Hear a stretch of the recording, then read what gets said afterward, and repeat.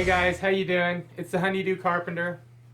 I'm in my shop tonight and just working a little bit. It's Thanksgiving Day, so happy Thanksgiving. I hope you guys all had a great turkey day. So hey guys, here's all 4 parts of the heat riser. This was number 1, and it was the closest, sitting right over the vortex chamber where it's the hottest. This is number 2, number 3, and number 4. And you know, the interesting thing that I was telling Julie, I said if she had picked it up by any other part, it probably wouldn't have fell apart. And that is really very true. You can see it's the one I filed out so it would be kind of a taper in from the heat riser, or excuse me, the vortex chamber, which is a little bit bigger around than the inside of the 4-inch heat riser. But I was a little bit worried about it, and I had taken a brick of my air Crete and cut some slices off to do a test and soaked them in different solutions of water glass to see how thin it had to be to completely absorb, you know, into an 1.25 inch thick piece of air Crete. And so what I found was about a 50-50 solution, maybe a little bit heavier than that. It wasn't quite 50-50 water, maybe 2/3 of the water glass or sodium silicate and 1/3 water. And I soaked the bottom one. And I mean, it's a lot heavier than these other ones. It's quite a bit heavier because I soaked it in the water glass. But what's encouraging is it stayed together. And I used you can see between them there's a little caulking layer that I used to glue them together. And what that is a 2500 degree fire block caulking. And what's interesting is when the fire block caulking broke away, it just barely broke the skin off of this stuff. And the number 1, the one that was closest to the vortex, the absolute very hottest, it got hit the hardest when she dropped it because she picked it up from this top one and it had the full weight of everything on it. And so it was getting dropped this way. But you can see, I mean, it stayed together great. In fact, this portion that's sticking out beyond the bottom was a portion of the second one down that was glued to it, and the glue didn't even break apart from it. Now, why is that so encouraging? Well, what I've done is I just kind of went back to the drawing board and I've created a pressure chamber. So my whole idea behind this whole thing was I wanted to get away from refractory mixes that you had to mold and kind of cast into place.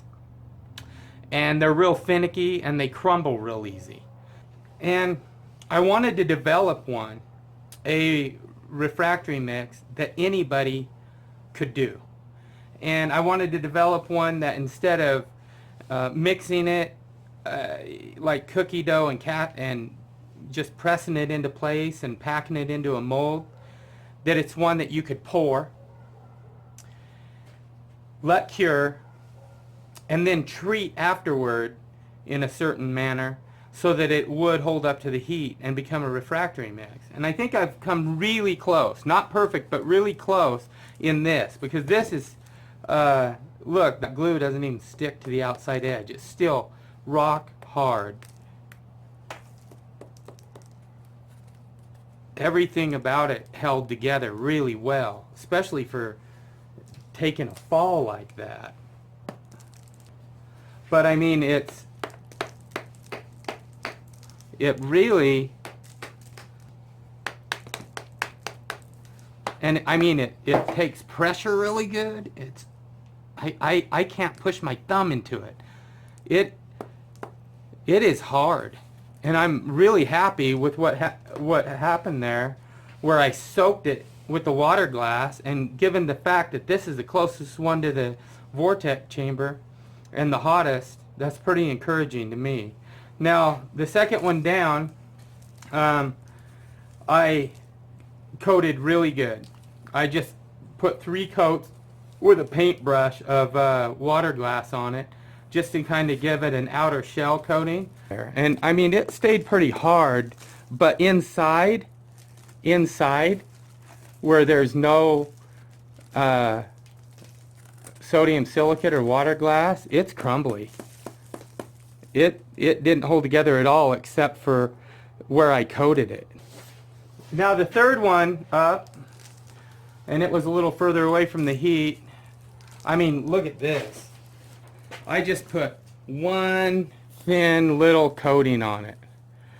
And inside, when it got to heat, I mean, it just crumbles.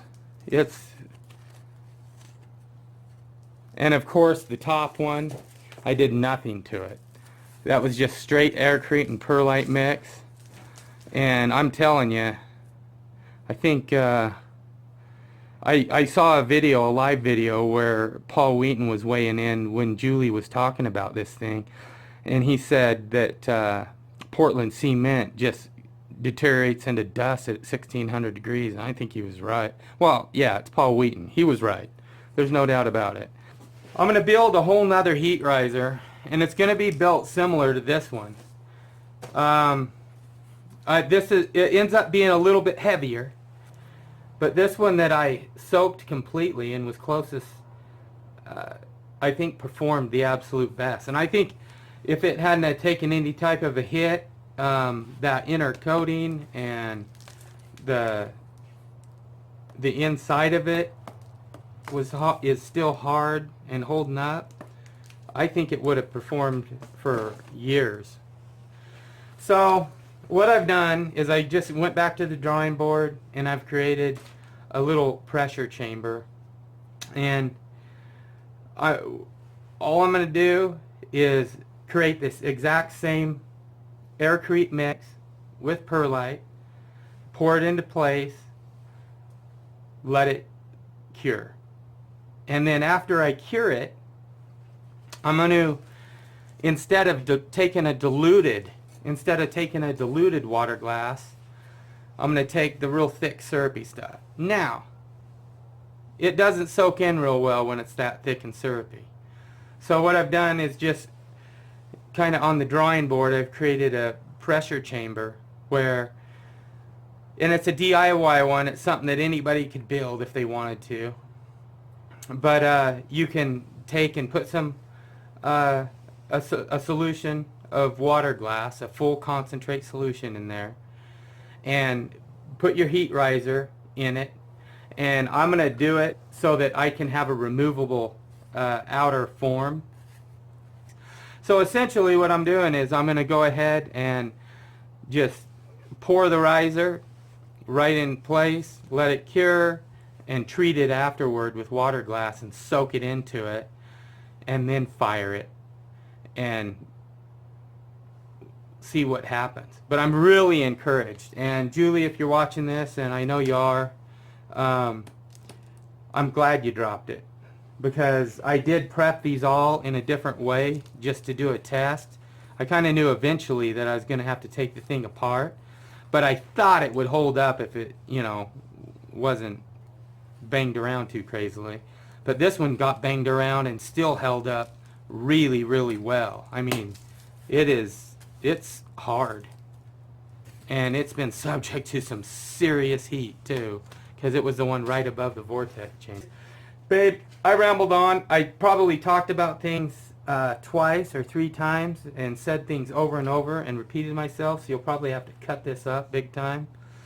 But I just wanted to kind of tell everybody what I found about the Aircrete heat riser, and that I am not giving up on it. I'm really, really encouraged, actually. And I think it'd be kind of a big deal if you could actually just cast in place any type of core or whatever, and let it cure and then treat it and then burn it that way. Hey guys, if you like what we're doing here, go ahead and give us a thumbs up, like and subscribe. Tap the bell at the bottom for notifications. Go ahead and check out our video on Crete. I'm developing not only a heat riser, but some other cool projects coming in the future. And go ahead and check us out on Do Carpenter shop on Etsy as well.